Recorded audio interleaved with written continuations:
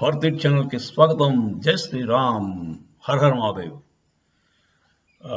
బీజేపీకి టీడీపీకి కూటమి ఉందా లేదా అన్నది ఇంకా ఎవరికి అర్థం కాదు.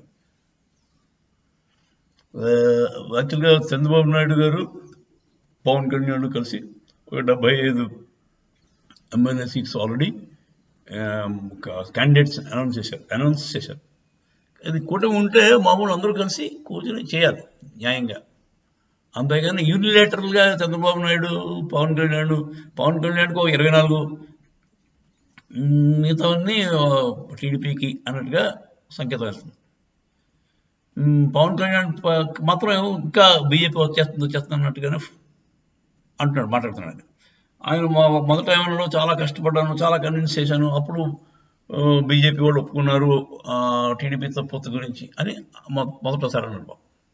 తర్వాత ఏమో 24 తగ్గి తీసుకున్నాను, ఎందుకంటే బీజేపీ కొంచెం ఉండాలి కదా అని చెప్పి ఈ మాట అన్నాడు. సో పవన్ కళ్యాణ్ మట్టుకు ఇంకా ఆశలు ఉన్నాయి పాపం బీజేపీ వస్తుందని. కాకపోతే బీజేపీకి చంద్రబాబు మీద నమ్మకం లేదు. 3 సార్లు దెబ్బేసిన వాడిని ఎవడైనా నమ్ముతాడా? 3 సార్లు వెన్నుపోటు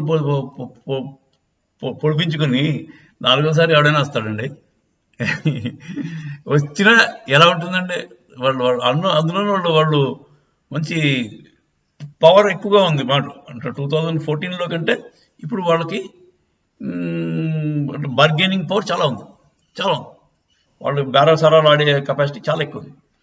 అందుచేత ఇప్పుడు వాళ్ళు తగ్గి వీళ్ళతో కలిసిపోతారన్నది అనుకోవడం అమాయకత్వమే.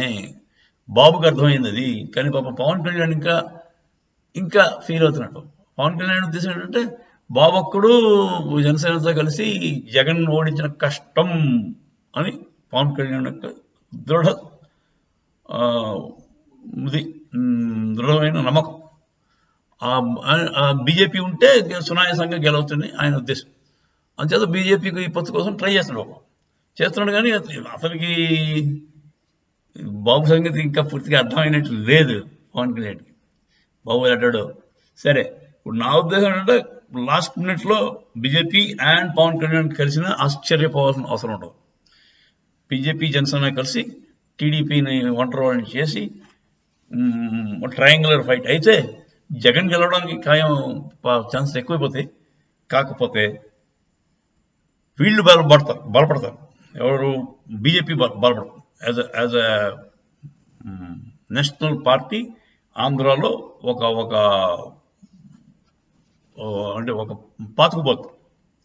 పాతుకుపోతుంది. ఫ్యూచర్లో ఒక 5 to 10 yearsలో గ్యారంటీగా స్టేట్లో గెలవడానికి అవకాశాలు ఉంటాయి బీజేపీ. ఇలా అయితే టీడీపీని గెలిపిస్తే టీడీపీయే నొక్కి పెడతారు. మళ్ళీ టీడీపీ వల్ల ఉపయోగం టీడీపీని గెలిపించడం వల్ల బీజేపీకి ఏమాత్రం ఉపయోగం ఉండదు. మళ్ళీ అణగదొక్కేస్తారు. సో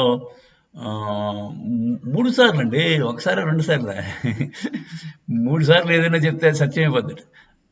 నీకు తెలుసా? మీకు చాగంటి కోటేశ్వర గారు అంటారు శాంతి శాంతి శాంతి అని 3 సార్లు ఎందుకంట?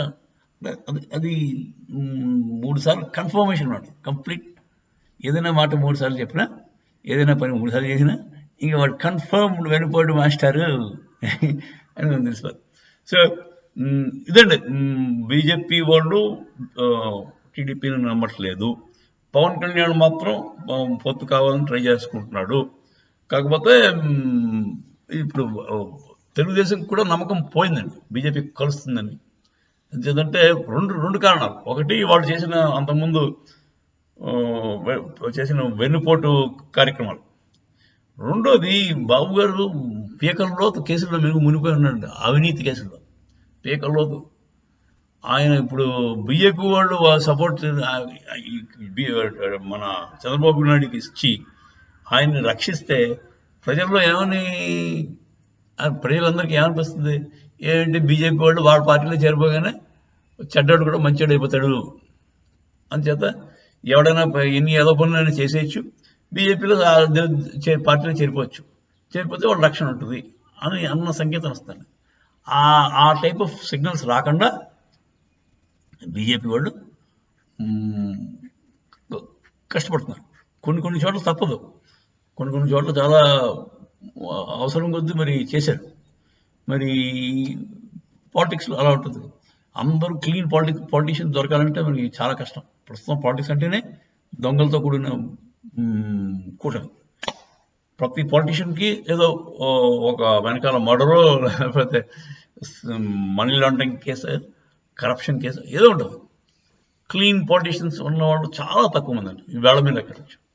సో ఇలాంటి సినారియోలో ఇప్పుడు రాను మారుతుంది. ఇప్పుడు రాను బీజేపీ వాళ్ళు కింద లెవెల్ నుంచి మంచి వాళ్ళు తీసుకుని వస్తున్నారు. మీరు కొత్తగా అపాయింట్ అయిన సీఎంస్ అందరూ చూడండి, పుష్కర్ ధామ్ అతను పుష్కర్ సింగ్ అతను అదే జార్ఖండ్ సీఎం అండి. ఆ తర్వాత ఎక్సలెంట్ గైజ్ తీసుకొచ్చారు. యోగి ఆదిత్యనాథ్ గారు మీకు తెలిసింది. బ్యాక్గ్రౌండ్ ఆఫ్ కరప్షన్ లేని వాళ్ళు వీళ్ళు. ఇలాంటి క్లీన్ పీపుల్ అందరినీ కూడా లాక్కొస్తున్నారు. ఇప్పుడు వాళ్ళు మిగతా కాకపోతే వాళ్ళ ఒక్కరితో అవదండి పని. కూటమి తయారు చేసుకోవాలంటే లీడర్స్ లేరు కదా, పాత లీడర్స్ అందరూ కూడా కరప్టే. అంటే కాంగ్రెస్ బ్యాక్గ్రౌండ్ ఉన్న వాళ్ళు, కాంగ్రెస్ అనేసరికి మీకు కరప్షన్ బ్యాక్గ్రౌండ్ ఉంటుంది గ్యారంటీగా. ఎందుకంటే అది లైసెన్స్లు పర్మిట్ రాజ్యంలో అలవాటైన వాళ్ళు. నెహ్రూ గారు పెట్టిందంటే లైసెన్స్ అండ్ పర్మిట్స్, అది లేకుండా ఏ పని అయ్యేది కదా పూర్వం. పివి నరసింహారావు వచ్చాక మొత్తం లిబరలైజ్ చేశాడు. ఆ లైసెన్స్ పర్మిట్లు అనేసరికి ఎమ్మెల్యేలు ఎంపీలు అవసరం ఉండేది. వాడికి డబ్బులు ఇస్తే వాడు లైసెన్స్ ఇప్పించాడు, పర్మిట్ ఇప్పించాడు. అదండి. సో ఆ టైప్ ఆఫ్ థింకింగ్ ఇప్పటికీ చాలామంది లీడర్స్లో పాతుకుపోయింది. సో క్లీన్ పీపుల్ రావాలంటే కొంచెం కష్టం. కొంచెం ఉన్న వాళ్ళలో మంచి వాళ్ళు తీసుకుంటారు. అంటే గుడ్డిలో మెలని కొద్దిగా బెటర్. సో కానీ మన చంద్రబాబు నాయుడు గారికి ఫుల్ గుడ్డి. ఆయన దగ్గర చాలా ఉన్నాయి కరప్షన్ కేసులు. ఇలాంటి ఆయన పెట్టుకుంటే మనం మొత్తం బీజేపీకి పరుగు పోదు. సో ఈ 2 కారణాలు, ఒకటి అతను 3 సార్లు దెబ్బేశాడు, ఇంకో కారణం ఏంటంటే అతను కరప్షన్లో కింగ్. దాంతో ఆయన్ని ఎంటర్టైన్ చేయరని అనుకోవాలి.